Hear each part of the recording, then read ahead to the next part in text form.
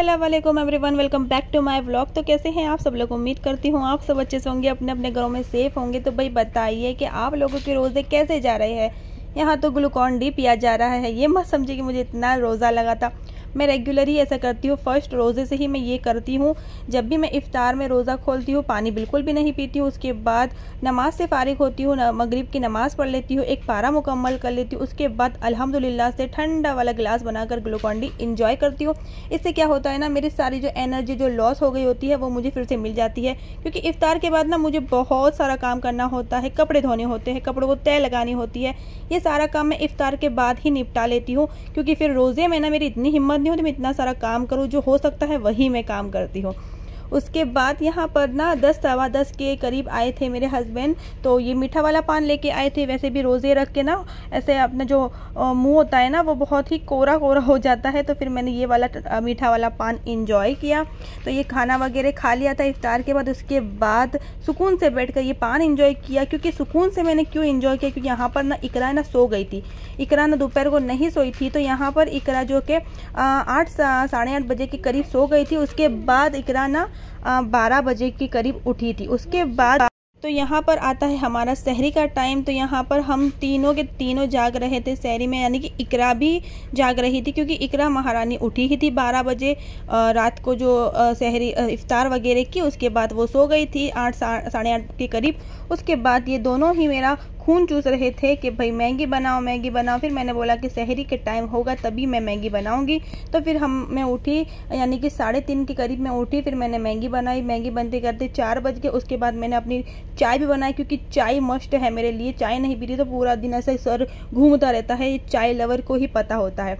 यहाँ पर आता है दोपहर का, या सॉरी यहाँ पर आता है 11:30 के करीब का टाइम है यहाँ पर। क्योंकि आज मैंने खाना वगैरह बनाया नहीं था, क्योंकि इफ्तार करने के बाद वैसे ही पेट फूल हो जाता है। मैंने सोचा कि अगर बनाने की ज़रूरत पड़ेगी तो मैं इफ्तार के बाद ही बना लूँगी। तो यहाँ पर आज मुझे इफ्तार में बनाना था, पिज़्ज़ा बनाना था। तो उसके लिए मुझे चॉपिंग करनी थी। क्योंकि इफ्तार का जो टाइमिंग होता है असर की नमाज के बाद बहुत ही कम रहता है, और आपको पता है कि चॉपिंग में कितना टाइम जाता है। तो यहाँ पर मैं इस तरह से पहले कैप्सिकम को अच्छे से चॉप कर लेती हूँ। तो यहाँ पर मैं इस तरह से देखिए कैप्सिकम को इस तरह से छोटे छोटे क्यूब्स में कट कर रही थी। और यहाँ पर मैंने वीडियो को थोड़ा सा फास्ट फॉरवर्डिंग कर दिया था, क्योंकि ना फिर वीडियो बहुत ज़्यादा लंबा हो जाता है। तो यहाँ पर बस मैंने कैप्सिकम को इस तरह से छोटे छोटे क्यूब्स में कट किया था। मैंने एक मीडियम साइज़ की कैप्सिकम ली थी। और मैं ज़्यादा पिज़्ज़े के अंदर ज़्यादा वेजेस ऐड नहीं करती हूँ, सिर्फ शिमला मिर्च ऐड करती हूँ, टमाटो ऐड करती हूँ, अनियन ऐड करती हूँ, और बस इसके बाद मैं कुछ भी ऐड नहीं करती। पहले हम लोग ना जो बंद गोभी आती थी वो भी ऐड करते थे, बट अब वो नहीं ऐड करते। उससे मतलब जो स्मेल होती है वो गंदी वाली आती है। आप चाहो तो कॉर्न भी ऐड कर सकते हो, जो भी आपके पास मतलब हो, ऑलिव वगैरह होते हैं सब कुछ ऐड कर सकते हैं। उसके बाद यहाँ पर मैं ऐड करूँगी टमाटो। उसके बाद क्योंकि मुझे ना सिर्फ 2 ही पिज़्ज़े बनाने थे, क्योंकि मैं और मेरे हस्बैंड के लिए, और इकरा तो सिर्फ इस तरह से चख लेगी, इतना ही इसके लिए काफ़ी है, इनफ हो जाता है। तो यहाँ पर मैंने टमाटो को भी सेम ही शेप में कट किया था, यानी कि छोटे छोटे क्यूब्स में कट किया था। क्योंकि जब भी आप ऐसी कोई चीज़ बनाओ ना तो आपकी जो वेजीज है उसको सेम ही शेप में कट करोगे तो उससे अच्छा रहेगा। सैंडविच हो, पिज़्ज़ा हो, जो कुछ भी हो, तो इस तरह से आपको कट करना होता है। तो यहाँ पर मैंने देखिए टोमेटो को कट कर लिया था। उसके बाद मैं अनियन कट कर रही थी, क्योंकि मैंने वेजेस भी कम ही कट की थी, क्योंकि मुझे पता है मुझे 2 ही पिज़्ज़े बनाने थे। तो फिर मैंने ज़्यादा क्वांटिटी में कट नहीं किया था। और अनियन को भी मैंने इस तरह से छोटे छोटे क्यूब्स में ही कट किया था। इससे क्या है ना, सुबह अगर मैंने मतलब सुबह में ही ऐसे चॉपिंग कर ली थी तो अच्छा रहा था मेरे लिए। क्योंकि ना उसके बाद असर के बाद बहुत कम टाइमिंग मिलती है हमको इफ्तार की तैयारी करने में। तो ये टाइम सही है। यहाँ पर आप चाहो तो कुछ भी बनाना हो तो सुबह में की तैयारी करके ज़रूर से रख देना, क्योंकि आपको बनाने में आसानी होगी। तो यहाँ पर वैसे तो मैं इस तरह का जो पोटैटो है वो कट कर रही थी, क्योंकि मुझे पोटैटो की क्या कहते हैं पकोड़े भी बनाने थे, जो कि लच्छा पकोड़े होते हैं उस तरह के। तो फिर मैंने इफ्तार में उसके पापा लेके आ गए थे बाहर से भी कुछ चिकन चिल्ली वो बोलते हैं उस तरह से बन वगैरह। तो फिर मैंने उसको स्किप कर दिया, क्योंकि फिर ना सारा कुछ इस तरह से पड़ा ही रहता है। और सच में ना इसमें तो इतनी मुझे टाइमिंग लग गया, सिर्फ मुझे 3 से 4 पोटैटो के इस तरह के कटिंग करने में मुझे इतना टाइमिंग लग गया, बाप रे बाप। इस तरह के मैंने कट किए थे। उसके बाद यहाँ पर आता है इफ्तार टाइम। तो यहाँ पर मैंने रेडी पिज़्ज़ा बेस ले ली थी, देख सकते हो। और ये मेरे पास फन फूड की पिज़्ज़ा टॉपिंग थी, ये मैंने डीमार्ट से ख़रीदी थी। तो यहाँ पर ये आप इस तरह से स्प्रेड कर सकते हो। और अगर आपको ये आपके पास ना हो तो आप टमाटो प्यूरी भी यहाँ पर ऐड कर सकते हो, बट इसका जो टेस्ट है वो काफ़ी अच्छा है। और इसके अंदर जो लिखा था कि आप सिर्फ ये टॉपिंग ऐड करके, मतलब पिज़्ज़ा बेस ऐड करके इस तरह से आप सिर्फ उसके अंदर चीज़ भी ऐड कर सकते हो। यहाँ पर मैंने वेजिस कट की थी उसको मैं अच्छे से रख दूँगी। और मुझे ना पिज़्ज़े में वेजिस ज़्यादा ही पसंद है। जो मार्केट वगैरह में पिज़्ज़ा जो हम लेते हैं वहाँ पर इतनी कम वेजिस देते हैं, इतनी कम देते हैं कि मतलब पता ही नहीं चलता कि पिज़्ज़े के अंदर जो वेजिस है भी कि नहीं। तो यहाँ पर इस तरह से मैं देखिए सारी वेजिस को इसके ऊपर रख दूँगी। उसके बाद मैंने सारी वेजिस तो जैसे मैंने रख दी, उसके बाद मैंने उसके ऊपर ऐड किया है चाट मसाला। ये मैं अपने टेस्ट के अकॉर्डिंग बना रही हूँ, क्योंकि मुझे इस तरह का चटपटी चीज़ें बहुत ज़्यादा अच्छी लगती है।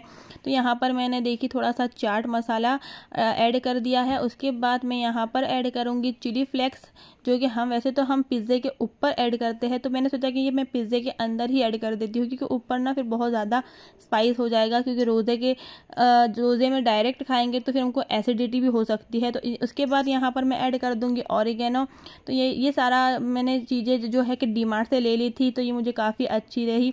और उसके बाद मैं यहाँ पर ऐड कर दूँगी मोज़रेला चीज़। ये है मेरे पास मोज़रेला चीज़। और मोज़रेला चीज़ के साथ आप कोई भी चीज़ ऐड ज़रूर कीजिएगा, क्योंकि मोज़रेला चीज़ में ना टेस्ट नहीं होता है, वो सिर्फ फीकी फीकी होती है। एक बार मैंने यही गलती की थी, जब मैं अनमैरिड थी, शादी नहीं हुई थी, अम्मी के घर पर जब मैं बना रही थी, तो मैंने पूरे जो पिज़्ज़ा है उसमें सिर्फ मोज़रेला चीज़ ही ऐड कर दी थी, बट उसका जो टेस्ट है ना वो अजीब सा आया था। तो यहाँ पर मैं मोज़रेला चीज़ के साथ ऐड करूँगी चीज़ के स्लाइस ऐड करूँगी, ये ना टेस्टी होते हैं। उसके बाद में नॉर्मल चीज़ आती है अमूल की, उसको भी इस तरह से श्रेड कर दूंगी। इस तरह से देखिए पूरे पिज़्ज़े के ऊपर हमको इस तरह से पूरी चीज़ लगा देनी है। तो मैं इस तरह से लगा लेती हूँ। और ये वाला जो पिज़्ज़ा हम बनाएंगे ना वो विदाउट अवन है, क्योंकि मेरे पास अवन है वेडिंग में जो दिया था, बट अभी मैंने उसका यूज़ नहीं किया है। तो मैं जब भी इस तरह का पिज़्ज़ा बनाती हूँ वो मैं नॉन स्टिक की कढ़ाई में बनाती हूँ। तो आप भी ज़रूर देखिए कि मैं किस तरह से कढ़ाई में पिज़्ज़ा बनाऊँगी। आपके लिए जिसके पास अवन नहीं होगा उनके लिए ये अच्छा रहेगा। तो यहाँ पर देखिए वैसे तो हमारा पिज़्ज़ा रेडी है, सिर्फ उसको बेक करना बाकी है। तो यहाँ पर मैंने क्या जुगाड़ लगाया है, ये बड़ी वाली कढ़ाई ली है और उसके ऊपर मैंने इस तरह की पतीली रखी है, क्योंकि हम डायरेक्ट कढ़ाई में पिज़्ज़ा रखेंगे तो पिज़्ज़ा नीचे से जलता है। मैंने एक बार ट्राई किया था, तो हमको सिर्फ पिज़्ज़ा को भाप लगानी है, सिर्फ उसकी जो स्टीम लेनी है। तो यहाँ पर इस तरह से पतीली मैंने पिज़्ज़ा रख दिया है। अब उसको हम मीडियम एंड स्लो फ्लेम पर उसको धीमे धीमे पकने देंगे। जब तक ये पकेगा तब तक मतलब जो चीज़ है ना जो पूरी मेल्ट हो जाएगी। तो फाइनली यहाँ पर देखिए पिज़्ज़ा अच्छे से बन चुका है, और थोड़ी सी ढक्कन पे भी चीज़ लग गई थी, कोई बात नहीं, होता है कभी कभी ये भी। तो यहाँ पर देख सकते हो चीज़ कितनी अच्छे से मेल्ट हो गई है और इतना यम्मी वाला लग रहा है पिज़्ज़ा। तो यहाँ पर ये फर्स्ट वाला पिज़्ज़ा हमारा रेडी है। जब तक ये पिज़्ज़ा रेडी हो रहा था तो मैंने सेकंड पिज़्ज़ा भी उसकी जो सजावट करके रख दिया था। अब मैं उसको भी इसमें ऐड कर दूंगी। तो ये हमारा इफ्तार के पहले पहले ये रेडी हो जाएगा, क्योंकि फिर मैं एंड टाइम पे सब कटिंग चॉपिंग करती है तो ये मुझे बहुत ही लेट हो जाता। तो इसके बाद यहाँ पर भी हम उसको ढक देंगे, और बस उसके बाद हमारे पिज़्ज़े तो हो गए थे रेडी। तो उसके बाद मैं यहाँ पर गवावा का जूस बना रही थी। ये मैंने डीमार्ट से जो कि गवावा के जूस की बोतल ली थी। इसके जो फ्लेवर है ना इतने अच्छे वाले फ्लेवर है, सच में इतने यम्मी वाले हैं ना, मतलब जो फ्रूट्स है ना सेम वही फ्रूट्स का फ्लेवर आता है, बिल्कुल भी मतलब ऐसा एक्स्ट्रा ऑर्डिनरी वाला नहीं आता है। उसके बाद यहाँ पर जैसे कि मैंने आपको बोला था कि मेरे हस्बैंड लेकर आए थे इस तरह की सिल्ली कबाब, और उसके साथ लाए थे वो बन टिक्की आती है वो लेकर आ गए थे, क्योंकि ये वाली ना सिल्ली कबाब इकरा को काफ़ी पसंद है। तो मैंने बोला कि इकरा के लिए ये ज़रूर लेके आना। और इस तरह की बन टिक्की भी काफ़ी हमारे यहाँ पर फेमस है, उसका टेस्ट काफ़ी अच्छा होता है। इसके अंदर एक टिक्की होती है, बन होते हैं, और उसके ऊपर कुछ चटनी वगैरह लगा देते हैं और थोड़ी सी ऐसे अनियन वगैरह लगा देते हैं, तो ये अच्छी बन जाती है। तो ये है फाइनल हमारा दस्तरखान। अल्हम्दुलिल्लाह, शुक्र अल्हम्दुलिल्लाह से सारी तैयारियां मुकम्मल हो गई थी। उसके बाद मैंने टाइम से पहले ही मतलब ये सारा कुछ बिछा दिया था, क्योंकि उसके बाद हमको दुआ भी करनी होती है। ये टाइम दुआ का बहुत ही ज़रूरी होता है। तो बस आज का व्लॉग यहाँ पर एंड करती हूँ। आई होप आपको ये व्लॉग अच्छा लगा हो तो चैनल को सब्सक्राइब करें, वीडियो को लाइक शेयर कमेंट ज़रूर कीजिएगा, और ऐसी अच्छी वीडियो देखने के लिए मेरे चैनल पर बने रहिए और प्यारा सा कमेंट ज़रूर कीजिएगा। तो चलो चलते हैं नेक्स्ट व्लॉग में, मिलते हैं, तब तक के लिए लिए बाय, टेक केयर, अल्लाह हाफिज़।